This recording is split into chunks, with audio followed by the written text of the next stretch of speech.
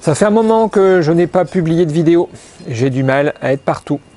Si vous me suivez, vous savez que je travaille à construire une cuisine pro et à aménager une cave pour produire des champignons. Pour vous rappeler ma démarche et mieux comprendre pourquoi je fais ça, sachez qu'il y a 2 ans, j'ai commencé à explorer le domaine de la production de champignons type pleurote, shiitake. Et j'ai fait mes premiers essais et commencé à bien produire l'année dernière. Seulement, je me retrouvais souvent avec des invendus. Du coup, je me suis dit que je devais transformer ces invendus pour les valoriser et les conserver. C'est pour ça que j'ai commencé à construire la cuisine. Alors pour le moment, la production est arrêtée, le temps que je réaménage la cave à champignons et que je finisse la cuisine. Je reviendrai sur ces travaux plus tard, car j'ai, me semble-t-il, quelque chose de bien plus important à partager avec vous. Je dois avant ça vous expliquer un peu le contexte. Voilà quelques années que je sens mon énergie décliner et que je souffre de douleurs articulaires.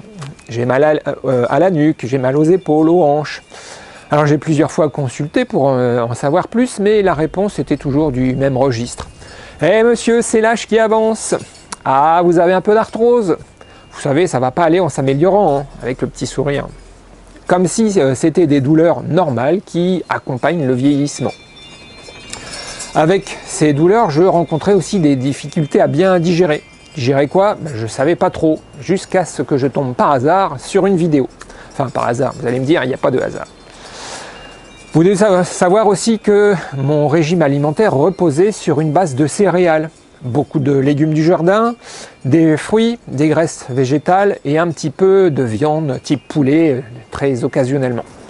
Un régime alimentaire que je pensais sain et équilibré. Pour autant, je sentais bien que je salivais sur d'autres recettes. Et notamment, je voulais absolument me faire un pho. Alors le pho est une soupe traditionnelle vietnamienne très populaire à base de bœuf et d'os de bœuf.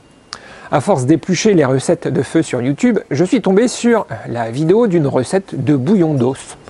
Recette qui m'a inspiré d'autant plus que ça parlait de vertus pour les articulations.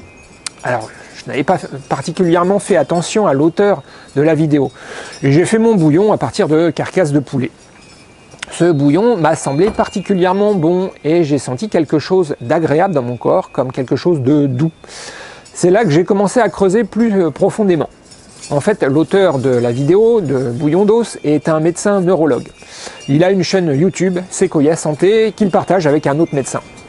J'ai regardé peut-être la moitié des vidéos de leur chaîne et j'ai pris une belle claque. Alors, je vous résume ce que j'ai compris en quelques mots. Les céréales sont toxiques, les légumes sont facultatifs, doucement avec les fruits, mangez du gras principalement, de la viande rouge et tout ira bien pour vous. C'est très résumé et imparfait, hein, mais c'est ce que je retiens pour le moment. Franchement, allez faire un tour sur leur chaîne, ça vaut le détour. Alors je suis curieux de nature et j'ai eu envie d'essayer leurs recommandations sur moi et j'ai arrêté les glucides. Fini les 1 kg de pain au levain par semaine, fini les pâtes en tout genre, fini le sucre. J'ai enlevé tous les glus, enfin presque, puisque le soir je mange encore quelques fruits. En résumé, j'ai fait chuter radicalement mon apport de glucides et j'ai réintroduit la viande et le gras animal comme base alimentaire. Eh bien, en 2 jours, je n'avais plus mal aux articulations et plus de problèmes digestifs. J'ai beaucoup moins faim et du coup, j'ai supprimé le petit-déj. En termes d'énergie, je sens que ça remonte, même si parfois j'ai encore des coups de mou, comme si je faisais une hypoglycémie. J'imagine que mon corps est habitué à fonctionner au sucre et pas au gras. Alors, il faut sûrement un temps d'adaptation. Bref, ça fait 15 jours que j'ai changé de régime et je me porte mieux. Alors, rassurez-vous, je ne vais pas commencer à vous parler santé. Enfin, si, peut-être à mon échelle. Ce que je veux vous dire, c'est que si ça vous intéresse, effectuez vos recherches comme moi je fais. Le sujet de l'alimentation est complexe et il y a, je trouve, beaucoup de guerres de clochers. Alors, je vais rester très prudent sur ce que je vous partage, car les croyances d'aujourd'hui ne sont pas celles de demain. Vous vous demandez aussi peut-être quel est le rapport avec l'autonomie. Eh bien justement, c'est la fondation de l'autonomie. Et comme j'en suis pas à une erreur près, est-ce que vous la voyez, la grosse boulette que j'ai faite? construire un projet d'autonomie, donc d'autonomie alimentaire, qui repose sur une alimentation facultative. Pour ce qui est des céréales, ça ne change pas grand-chose, hein, puisque de toute façon, je ne pouvais pas les cultiver. Mais pour les légumes, ça pique un peu. Du coup, ça enfonce le clou sur l'idée qu'un potager ne nourrit pas. L'autonomie alimentaire doit reposer sur l'élevage. Alors à partir d'aujourd'hui, je vais essayer de m'exprimer avec plus de nuances et de modération. Je viens de vous dire, l'autonomie alimentaire doit reposer sur l'élevage. Le doigt n'est pas bien choisi. Car à vrai dire, j'en sais rien, surtout dans le domaine de l'alimentation. Je pense qu'il est plus prudent de rester mesuré. Comme je vous l'ai dit, j'ai cru longtemps avoir une alimentation saine et équilibrée en réduisant ma consommation de viande. Et je me sentais dans l'air du temps. Bah oui, hein, c'est plus tendance d'être vegan que carnivore. Je reste prudent pour autant. Des changements influencent ma vie et par conséquent ma chaîne YouTube. Vous savez que je fais une cuisine pro. Eh bien, je compte bien m'en servir pour expérimenter mes nouvelles croyances. Alors, je suis désolé pour les véganes, les végétariens et autres régimes sans viande, mais à partir de maintenant, ça va parler bidoche avec le jardineur. Bidoche et bon plan. Bah oui, la viande, ça coûte plus cher que les patates. 1,50 € le kilo.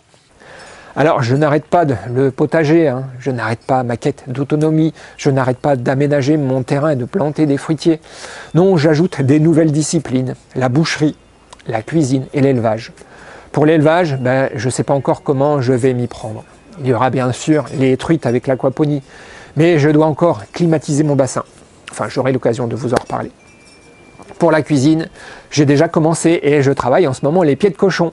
Chez moi, ils sont à 1,50 € le kilo. C'est une ressource intéressante à valoriser, surtout que les pieds de cochon sont riches en collagène et c'est du pain béni pour les articulations. Je teste différentes recettes, méthodes de conservation. Alors plutôt que de vous faire une vidéo pour une recette, comme on peut trouver partout sur YouTube, je vous ferai plutôt un résumé des différentes recettes que j'ai expérimentées et leurs avantages et inconvénients. En ce moment, je mange de la terrine de pied et du roulé de poitrine de porc. Franchement, c'est super bon. Mais c'est du travail à préparer. Du coup, je m'entraîne façon batch cooking pour concentrer la préparation de tous les repas sur une matinée. C'est très difficile en ce moment, vu l'état de ma cuisine. Je ne suis pas prêt. Alors, j'ai mon évier d'extérieur fonctionnel, j'ai ma plonge raccordée, mais c'est loin d'être suffisant. Je dois encore installer la hotte et le gaz pour alimenter la sauteuse et le piano. Du coup, pour l'instant, je cuisine dans un contexte plutôt précaire et j'hésite à le partager avec vous, car cuisiner dans une pièce en travaux, ça n'inspire pas confiance, je trouve. La réintroduction de la viande dans mon alimentation me pousse à nouer de nouveaux contacts avec les éleveurs. Alors j'avais déjà commencé, mais je veux aller plus loin, je veux connaître la filière de la viande du champ à l'assiette. Alors j'espère que ces nouveaux sujets vont vous intéresser et je vous dis à bientôt.